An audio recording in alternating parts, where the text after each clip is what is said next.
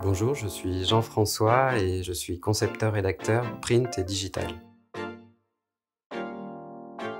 Un concepteur-rédacteur va trouver des idées publicitaires et les mots qui les expriment le mieux et les développer sur différents médias pour différentes marques. Il n'y a pas vraiment de parcours type. On peut venir de tous horizons, le journalisme, les écoles de commerce. Pour moi, en fait, c'est plus les parcours hybrides qui vont être intéressants et enrichissants pour faire ce métier.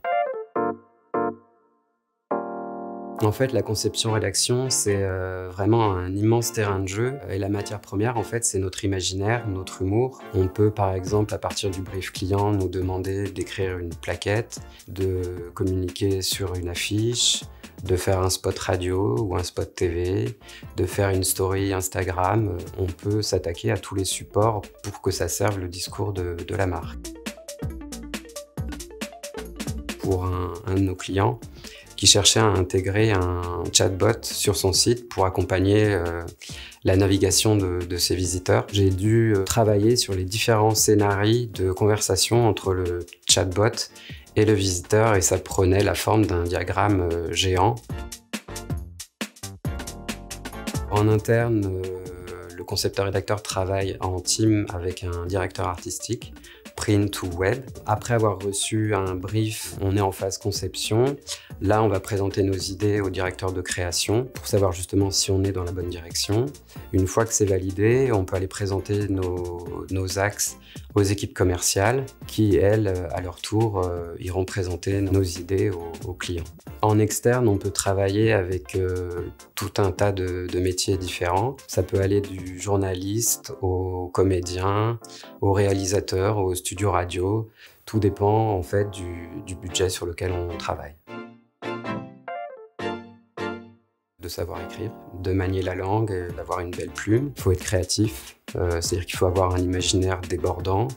Il faut être réactif aussi parce que le temps est souvent notre ennemi. Et il faut être persévérant, patient, parce que 80% de notre travail en fait va passer à la trappe. Sur les 20%, plus de la moitié va être transformé. Donc il faut être assez humble et ne pas le prendre pour soi.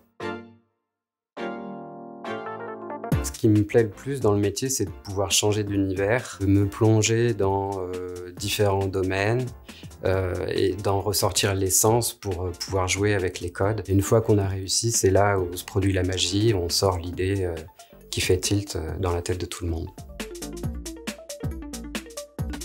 C'est de confondre ses convictions avec de l'arrogance. D'un côté, il faut être sûr de soi pour vendre ses idées, mais on a tendance à vouloir faire primer l'esthétique sur l'efficacité. Donc, il ne faut pas être buté et il faut accepter la vie générale. La seconde erreur, ce serait peut-être de ne pas avoir de parti pris, justement, parce que je pense qu'il vaut mieux plaire à quelques-uns plutôt que de rester dans l'indifférence générale.